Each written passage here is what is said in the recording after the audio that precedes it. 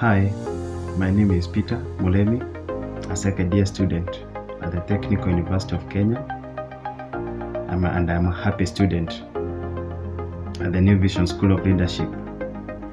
This is one of the programs that have really played a key role in my life by helping me to discover who I am, what I want in future as a young person, and having a clear picture of where I want to be.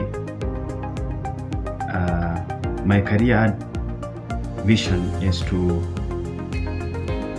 since I'm in the industry of construction, I would like to offer solution in this industry by giving affordable and accessible services to our community, and by this creating job to the young people, because this is one of the most challenges in nowadays of lack of job.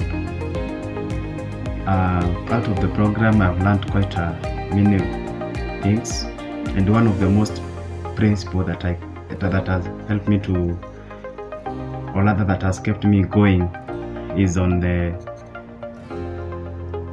value of integrity. It has helped me to uphold these values of integrity by walking my talk. And the other principle is on the power of communication. Having to communicate clearly and knowing at what exactly you want to communicate and how will you deliver or how will you communicate is very important, because it will define of what you will get in return. The other aspect is on the, coping with the situation, maybe stress management. It has really played a key role in shaping my life. My advice to the young people outside there is that we should come out clearly with the goals that we want to achieve and table it down with the other people who are serious, and having a mindset that knowing that what is most important is what you don't have, but what you can offer to the community. By this it will bring change into a community, and you realize that young people, we are really blessed with different gifts that can make change in our life and the life into our community. So may God help us to know what exactly we want in life.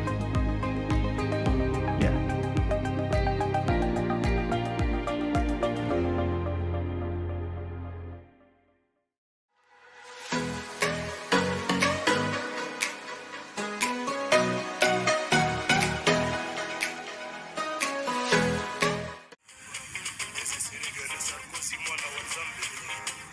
Neno la Bwana ni tamu kama mfupa, na mimi nakuja na system ya mfupa.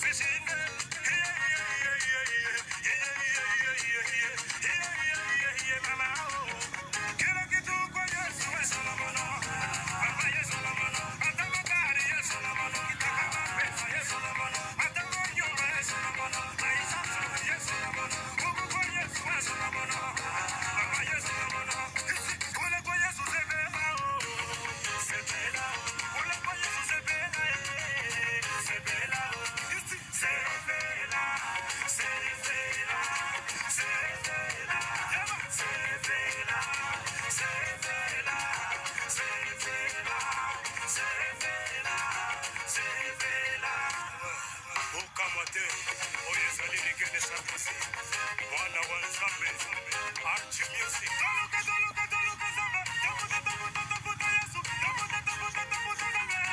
Oh, yeah, yeah. Toluka, toluka, toluka zamba, toluka, toluka, toluka, toluka, toluka, toluka zamba. Okay, kule kwa Yesu zebela, zebela.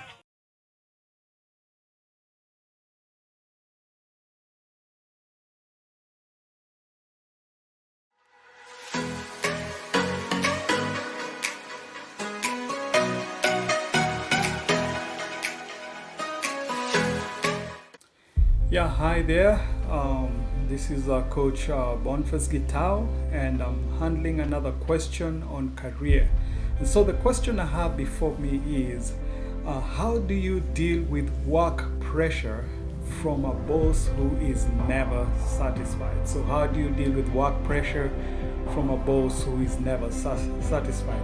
So definitely that's not an easy environment to work in. When you have a boss who's constantly very demanding and you're working hard, you feel stressed out and you're wondering, how do I handle this? So the way to respond to this is, first of all, you have to answer the question, is it the boss or is it the nature of the job?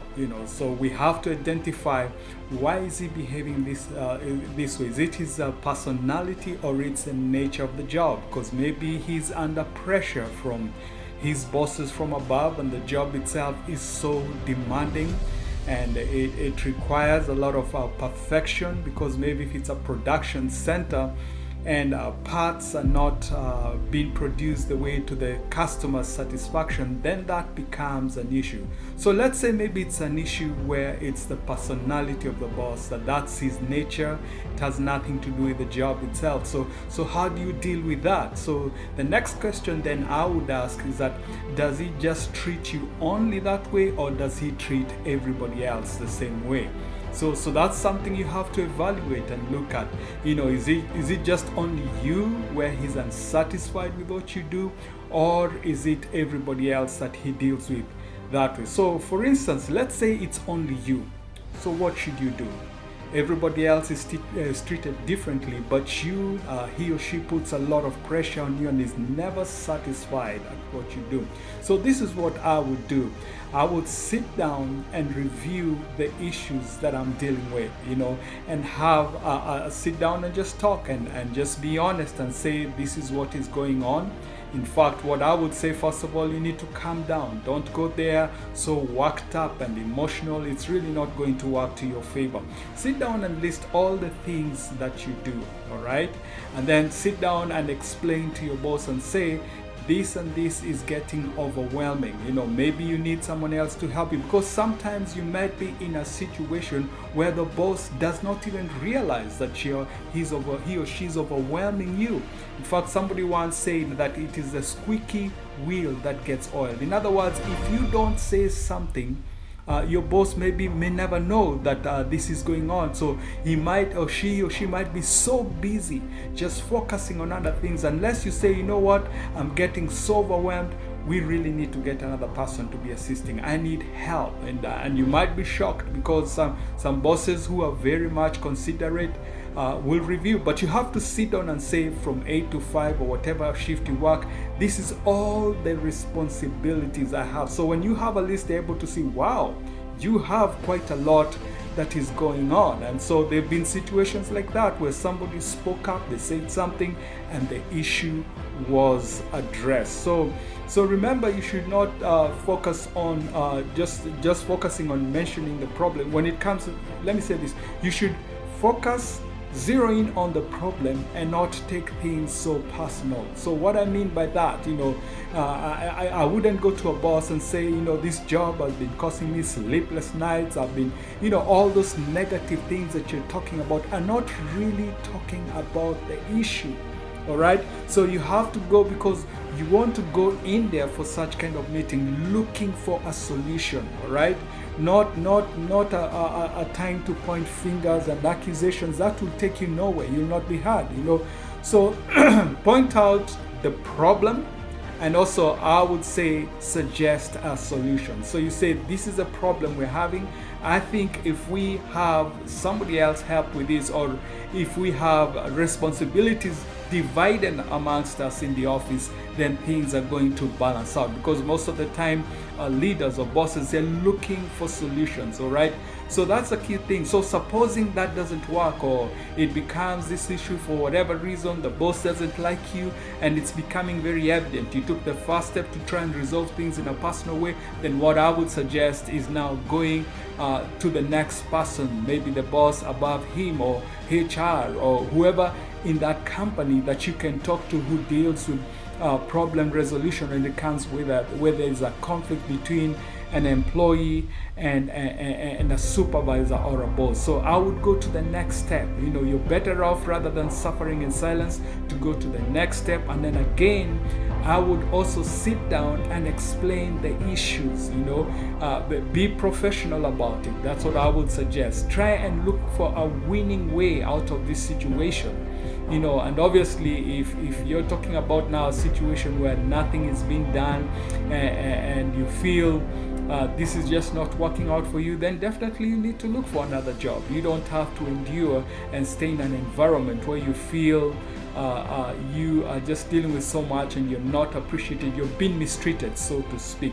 So how about we talk about how about if this is the nature of the job, or the boss treats everybody that way. Okay, so this is what I would say to you. Hey, welcome to the real world. The world out there is not easy. It's tough. There are challenges, there are issues. That's the nature of the job. And some jobs are very demanding and can be very stressful. So in such kind of environments, what you need to do is focus the value. Zero in on the value that you get out of this job, because you might be working in an environment where unemployment is so hard. So for you even to transition from this job to the next, it may take a while. But here's the thing. This is how I look at it. Out of every, if you get lemon, squeeze and make lemonade out of it, out of the lemon. So you're looking at the positive side. You're looking at how can I gain more experience. You're looking at how can I learn to be disciplined, working in an environment where there's so much pressure, but you don't lose your cool. You don't let your emotions get the best of you.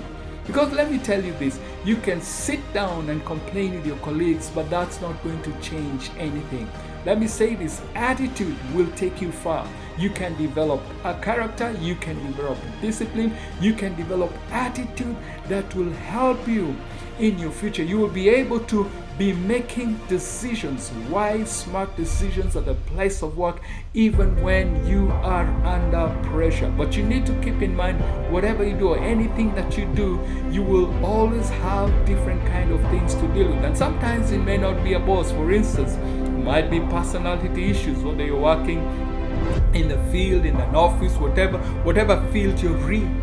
You have to deal with personality issues, people who might rub you the wrong way.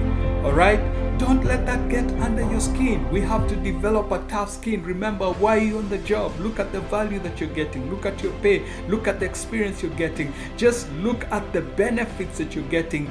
Learn to zero in on that, and then when these challenges come, learn to deal with them. Some things are meant to be ignored. If there are people who are trying to smite you by their words or what they're saying, rise above that. People will talk about you. People will say things, but let not that shift you from doing well at your job. Because let me say this, competition is high at the place of work, and people will do the silly things to try and stop you from being successful. Do you notice that only people who are successful are criticized? When you're not doing well on your job, other than your boss who might come and tell you, hey, your job is at jeopardy, but your coworkers might be fine with that.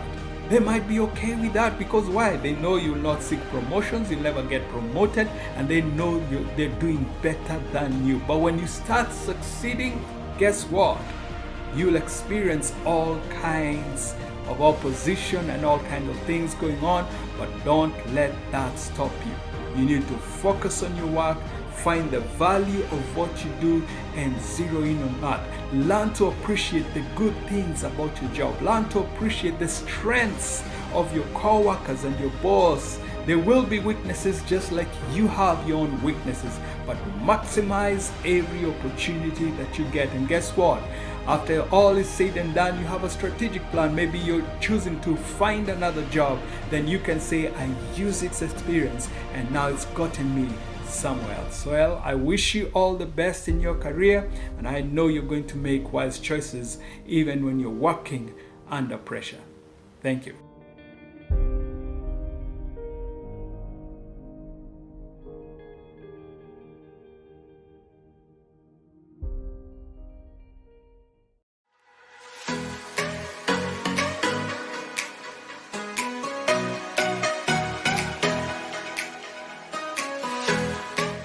I'm Peter Mutuku, student, Kenyaga University, pursuing business management, and being part and parcel of NBSL program has really empowered me to become an outstanding leader. And by the grace of God, I've been able to do a book, Exceptional Leadership. It's a book that talks about an exceptional leader, one that stands out in their character, personality, and their motive and the disciplines to become a world-class leader. One of the things that motivated me to do this book is that the need. I saw the need in the society to have outstanding leaders. Leaders that can be emulated, leaders that live their talk, leaders that walk the talk, people that are aware that leadership is not about position but effectiveness. In doing this book, I encountered challenges, and one of the challenges that I encountered is that my machine crashed when I was doing the book. But as I continued doing the book, before it crashed, I used to store my PDF in my email, and that's how I was able to retrieve it. And later on, I was very impressed because after I recovered the document. Being in NBSL has equipped me with the resources and has helped me realize my potentials and my strengths. I would really appreciate the coaches that took us during the first term and the second semester. It was really empowering. NBSL also has helped me to get exposed, interact with different people and also share the ideas on building on the book that I was doing then. My advice to the young leaders or anybody that wants to do a book is that be passionate, be disciplined, work for it. It is very possible. Stay under mentorship, consult where possible, be enthusiastic about it, trust God, and it's going to be very, very possible. You are the best there can be, and that goal is achievable. Thank you.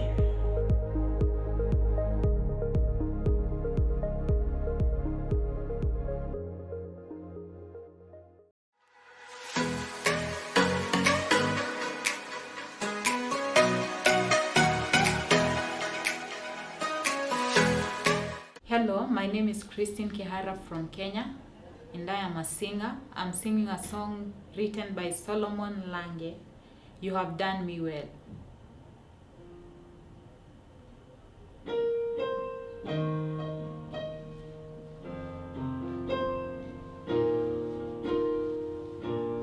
You have done me well, you have done me well, you have done me well, Jesus.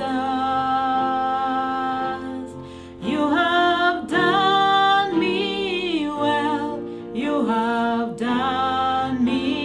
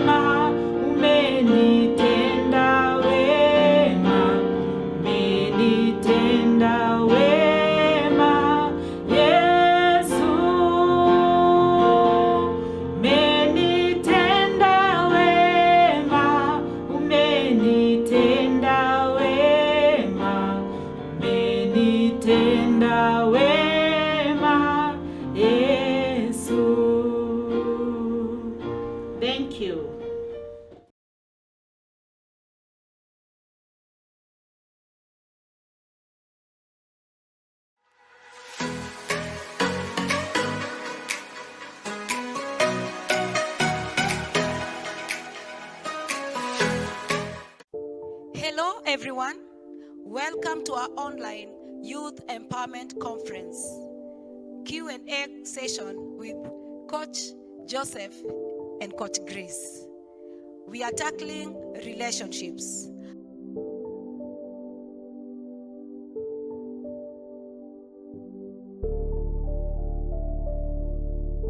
When it comes to dating or courtship as a Christian, how does someone approach the opposite sex in a manner that is holy and upright? What are the limits? Coach Grace?